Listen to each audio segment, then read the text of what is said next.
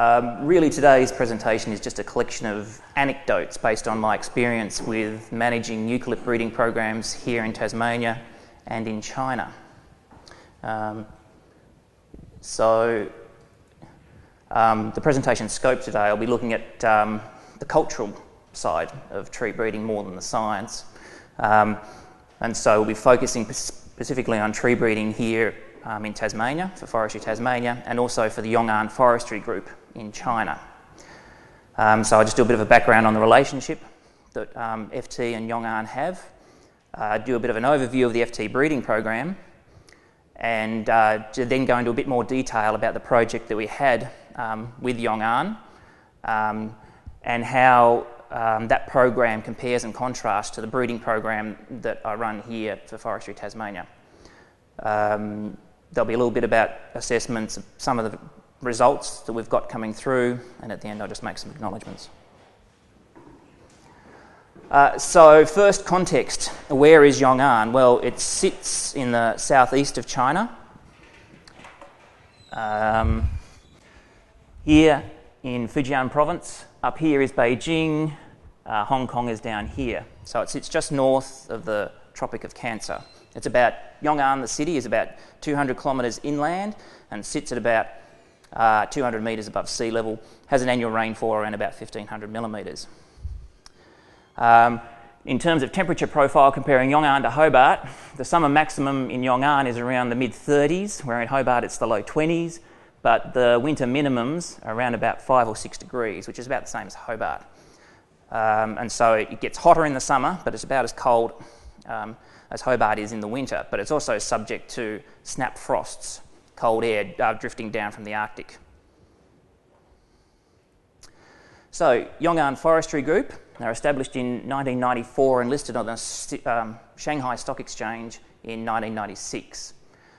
They currently manage 125,000 hectares of estate, of which 10,000 hectares is eucalypt plantation.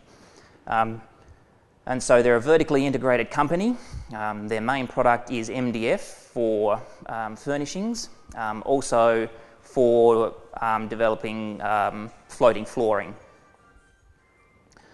When we started the project, they just started on the construction of a new MDF mill, which was going to have, once at full production, an intake of 400,000 cubic metres of wood. And so one of their concerns was how they're actually going to feed this mill. Now, FT has had a long relationship with Yong'an, and Tasmania has had a longer relationship with Fujian. There was a sister state relationship set up in 1981, and in 2011 there was a 30-year anniversary celebrations of that relationship, and there was a trade mission from Tasmania, and on that trade mission was the Minister for Economic Development and the Departmental Secretary, as well as Bob Gordon, came to China, and they also dropped in on us while we were there just to check out how we were going.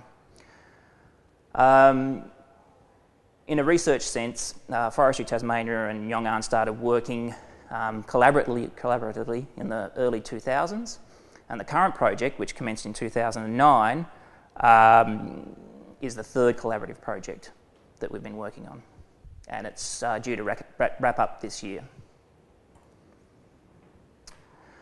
So again, a bit of context. I'm just going to talk about our hardwood breeding program that we have here at Forestry Tasmania.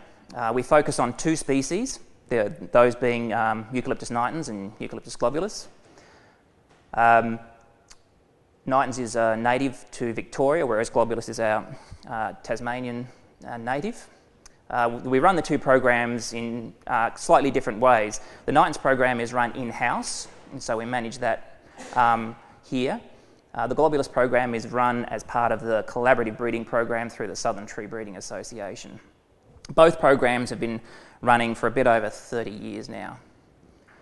And just to get a bit of concept on scale, the nitens program has about 80,000 trees in trials, whereas the globulus program has about 200,000 trees in trials, but their trials spread across southern Australia as part of the STBA.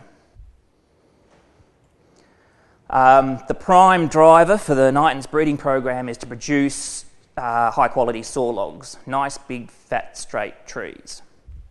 And so we see here a Knightons trial in northeastern Tasmania, as well as these logs here are Knightons plantations trees that have been used as part of a soaring trial.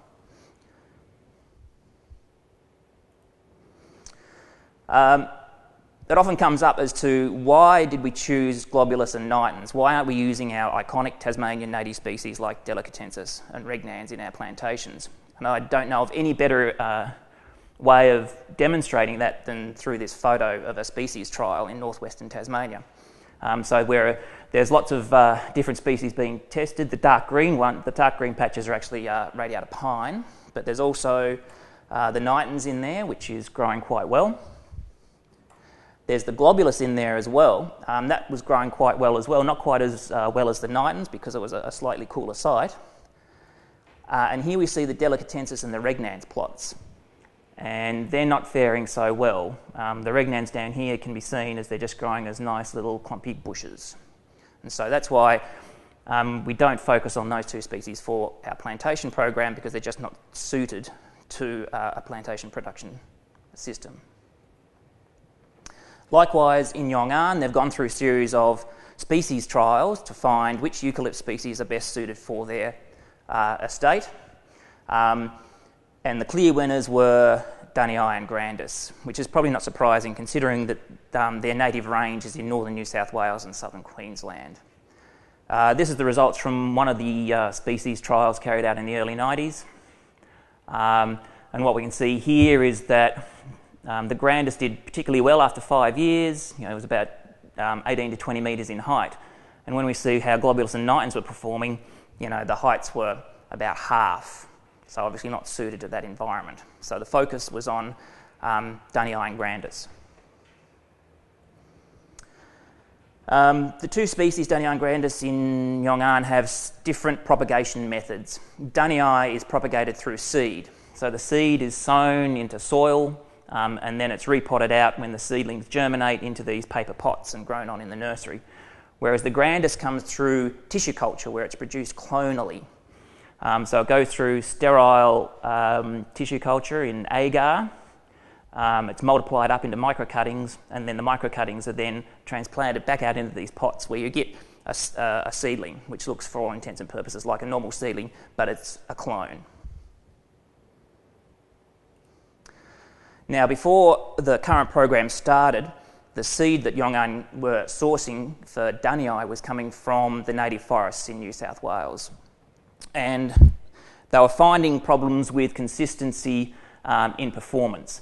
And so up here we see in the top corner nursery trays, and there's quite patchy the seedlings that are coming through in there. For the grandis, the strategy used was to actually go through their plantation estate and simply select the biggest and best growing trees. They take cuttings, put them through tissue culture, multiply them up clonally. It's a fairly risky selection strategy, because what can happen is that you don't necessarily take account for any environmental advantage over any sort of genetic advantage that you're looking for. And working in Yong'an, we came across some interesting environmental factors. One of those are graves. Now, it's customary in this part of China to bury the dead in the side of hills. It also happens to be where all the forestry activity occurs as well, as on the side of hills. Most graves have these clearly defined ornate openings. However, some of the more modest and older ones don't become apparent until the site's cleared. Now, that large tree that I highlighted in the previous slide was actually growing uphill of a grave. So it may have been reflecting an environmental advantage rather than a genetic advantage. So the project we had with Yong'an, the objective was to identify seed lots for them that would deliver 10% more growth and 0.5% more density than the native forest stock that they'd been using previously. And the economics stack up pretty well for using genetically improved seed, even at a 10% gain. What happens is your genetically improved seed will tend to be more expensive, and in this model it's about twice as expensive However, what happens is that you may be running at a higher price for establishment, and so the seed prices are reflected in renminbi, which is the Chinese currency, and the area is expressed as mu, which is a local unit of area, and there's 15 mu to the hectare. And so initially you've got an extra cost involved with establishing your plantations with this more expensive genetically improved seed, but the payback comes back at harvest, where you're getting much greater productivity, much greater volumes, and much better payback. And in this model, it's an internal rate of return of 44%, which is quite attractive.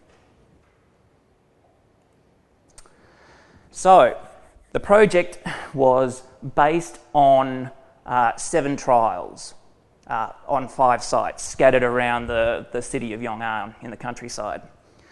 There were 4 Dunniite trials with 250 seed lots in them, mostly native forest families. We focus on native forest families because they will underpin the ongoing breeding program. And there were 3 Grandis trials as well, and they had 225 seed lots in them.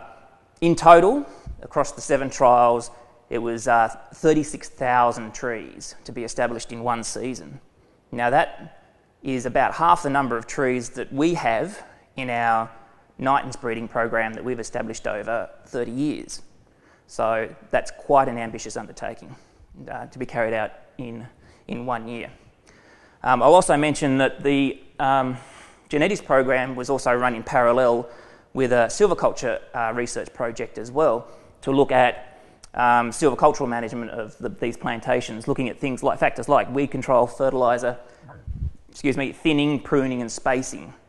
And so that was another series of trials that was run in parallel with the genetics trials as well, and Paul was responsible for managing those. Okay, so with such an ambitious undertaking, you need very good planning. And here in Tasmania, when we're planning our genetics trials, we start out with choosing a really good site. A site where we've got, nice and flat, the rows are straight and nice and long, and so that helps us from the get-go in designing our trials. So here we've got a Google Earth image of one of our globulus trials. It's got a fairly irregular shape, but we can see how nice and straight and defined the rows are. This means we can do a desktop exercise that will give us a statistically robust planting plan for those trials. And so here we can see that we've got an 18 replicate trial, and we've allocated every seedling to a planting spot. It's important that we keep this level of information about where our seedlings go, because over the life of a trial we'll be returning several times to take assessments, and we want to make sure that those assessments are being done on the seedlings, we know what the seedlings are that those assessments relate to. In Yong'an, the terrain is much different and provides much more of a challenge. As I said, forestry is carried out on the slopes, and the sites, the coops, can get quite convoluted because they plant on the contours. And so they do snake around the sites quite a bit. There are also obvious hazards to be mapped around, whether you've got drainage issues. Here we've got a road tunnel going actually under the site.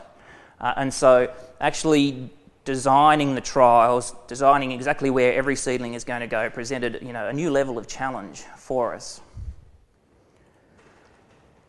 We relied on highly accurate GPS to actually map the coops.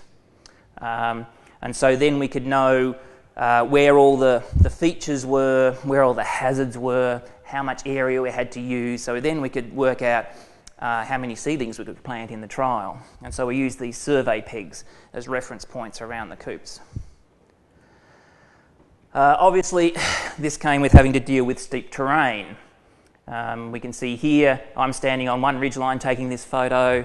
That's Paul and some guys standing on the next. There's another ridge there and another ridge there, and each time you've got this quite undulating landscape that we have to deal with in the design of the trials. Likewise, again, fairly steep terrain that we have to deal with. This is one site that we put a genetics trial on, this was affectionately known as Site F. We actually had to walk up quite a steep winding track to actually get to the bottom of this coop before we could actually survey it. And when Dion first saw this site, the first word that came out of his mouth started with an F. I'll just have a little bit of a digression here, a bit of a tangent, and talk about harvesting and the contrast in harvesting that we experienced. So here in Tasmania, it's highly mechanised. We're using mechanised harvesters and forwarders. In Yong'an, it's all about manpower, and this is their forwarding of logs. Although I should say it's not only manpower, this is a husband and wife team working on Site F to actually bring these logs down the slope back up to the track. Once the logs are up to the track, they're loaded on these trolleys to actually get them down the steep and winding tracks. Down to the roadside where there's a landing, and then the logs are then loaded onto the trucks and taken to the mill. Of course, once you get the trolley down the hill, you've got to get it back up again, and that's a two-person job. And again, this is a husband and wife team, a hard way to earn $1. Okay, so back to trials. And so when we're establishing trials, it's important that we know where every seedling is, and to that end we use these wire pegs with embossed metal tags on them, and we have these every 5 or 6 seedlings, and so that allows us to navigate around the trial, to know where we are in the trial, and to know what seedlings flank those pins. We use a high number of them because if we lose any, we can still navigate our way around that trial using what's left. In Yong'an, they weren't keen to use wire pins, one because of the cost, and two, they were worried that they'd get stolen by the locals. So they set on using these PVC pipe that they'd cut into pegs, and then they'd used embossed metal tags tied on with electrical wire, because it's what they had. And so we had hillsides dotted with all these PVC pipe. We used one peg every 3 trees in the genetics trials to make sure that we didn't lose a way of navigating around the trials, losing our way when it came to actually measuring and assessing these trials. So with one peg every 3 trees and 36,000 trees, it's the equivalent of about 6 kilometres of PVC pipe that we used, which is enough to get from here to Rest Point Casino and back again. Another bit of a tangent, but an important part of establishing any trial is keeping fed. So here in Tasmania, it's just a matter of packing some sandwiches and eating them out there in the field. In Yong'an, it was much more involved than that. Sometimes we'd be taken back to one of their district offices at lunchtime, where we'd sit down to a Chinese banquet meal, which was much appreciated after tramping up and down hills. Other times we would be taken to a local roadside restaurant, and this is the kitchen of one where you could guarantee that the rabbit was fresh on the menu. Treated to some of the local delicacies. Melinda's looking very happy there with her bamboo shoot, freshly pulled out of the ground. There are also, plenty of mushrooms around. That was, often on the menu. And these are fern shoots, which are a little bit asparagus-y. All the restaurants had character, some more than others. And this is one kitchen at a restaurant where we had lunch where we've got a tree actually growing through the roof of the kitchen. Okay, back to trials. Now, when it comes back to actually planting the trials, again, it's important to know exactly what seedlings go where, and we use these laser printed tags on every trial seedling. The seedlings are packed in the planting plan of the trial, and so then when they get unpacked at the field, you're just unpacking them and laying them on the ploughed mound as you go along, according to the trial plan. And then the planter just comes along with a pookie and plants the seedling, and then we come back afterwards and check the tag to make sure that in that planting spot is the seedling that's meant to go to that planting spot, and if not, we'll make a correction. So in Yong'an, all 36,000 trees were labelled with these handwritten tags. Again, they were packed according to the planting plans that we prescribed. Now, they use manual cultivation in Yong'an. So this planting hole is 60 by 40 centimetres by 40 centimetres deep, and it's dug by hand. They'll throw about 1 kilo of fertiliser in it, and then they'll backfill before the trees are planted. And then the trees are planted, by a local with a hoe. And so they're able to actually check off the labels on the seedlings with the labels that are actually on the peg. Getting around from trials to trials, a lot of driving, you come across some interesting road hazards. Of course, with the steep terrain, you're going to get landslips. They're going to be a feature. But it doesn't stop the locals, they just make a track around it. Likewise, washouts can be a problem as well. And you can see here the concrete roads are about 20 to 30 centimetres thick slab of concrete, and it's just been undermined by a river. Now, the locals like these roads. They're very good places to dry rice and soybeans, and so the local farmers will take up a lane to dry the rice or the soybeans, and they'll put these logs out just to stop people from driving over them.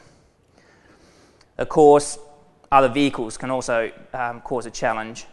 Fortunately, we had a local driver to help us through. In China, they drive on the right-hand side, so the only vehicle on the correct side of the road in this photo is the white truck.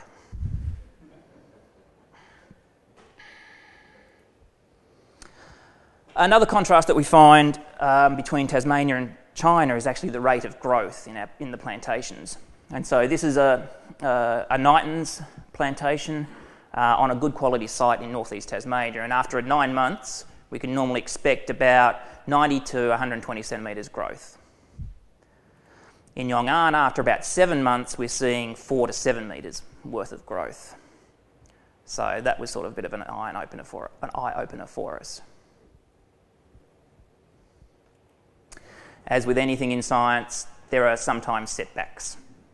This is a trial that we set up in the Northern Midlands to look at seed lots that might be suitable for growing under those conditions. And here these trees have basically been mown to the ground by possums. Likewise in China, we had a bit of a setback with a severe frost that came through about 10 months after planting and severely damaged the trees. You can see here this stand of these 3 trees are actually from the same seed lot, and they've been killed totally. Other trees have been damaged but have resprouted. Over on the other photo on the far right-hand side, the grandest trees have been killed back to the ground level and started resprouting, where these trees are actually the Dunnii that we had in that trial, and it sort of clearly shows the difference in the frost tolerance between the 2 species. Fortunately, not all our trials are affected by the frost, so we're actually able to continue on with an assessment program in the trials. In Tasmania, our assessments normally will focus on measuring growth. We'll also take wood cores out of the trees to assess things like density and pulp yield, and increasingly we're using standing tree acoustics as a measure of wood stiffness in the standing trees. In Yong'an, of course, we'd be measuring the trees. These guys aren't in the army, they're not soldiers, the field guys just use army surplus clothing for their field clothes. The OH&S on high visibility clothes hasn't quite got there yet. Using small hand augers to take cores out because of the tree size, and we use those cores to assess density of the wood. We also took the opportunity to assess residual frost damage in the trials. So in this tree, the brown stem has been killed by frost, and we've got a new shoot from just below the dead area that's resprouted. Also stem form, because even though these are clonal grandis, their stem form isn't ideal. And so if you want to grow trees for a saw log or a peeler type product, you're going to want optimise your straightness in trees, and also looking at some disease symptoms as well. So, some early results that we've come up with so far. And so this is looking at volume in the grandest trials. And so what we've done is taken the top 20 seed lots by rank based on stem volume per moo as a measure of productivity. And so we can see that the percentage gain over the native forest seed average is from 24 to nearly 50% improvement in productivity for growth for those seed lots, which is a nice outcome because we were aiming for at least 10%. The seed sources vary. Some were local seed sources, and also there were actually native seed sources that we provided them from Australia, as well as a few seed orchard seed lots as well. So in that top 20 out of 225, there's a good variety of genetic material in there, and it's good to see the natives performing so well because they will be the ones that will underpin the ongoing breeding program. In the Dunny Eye trials, we see that, again, we've got mostly seed orchard material coming out in the top 20, which is not surprising because it's gone through some level of genetic improvement, but also we're getting, again, native seed lots in the Dunny Eye as well, which will also underpin the ongoing breeding program.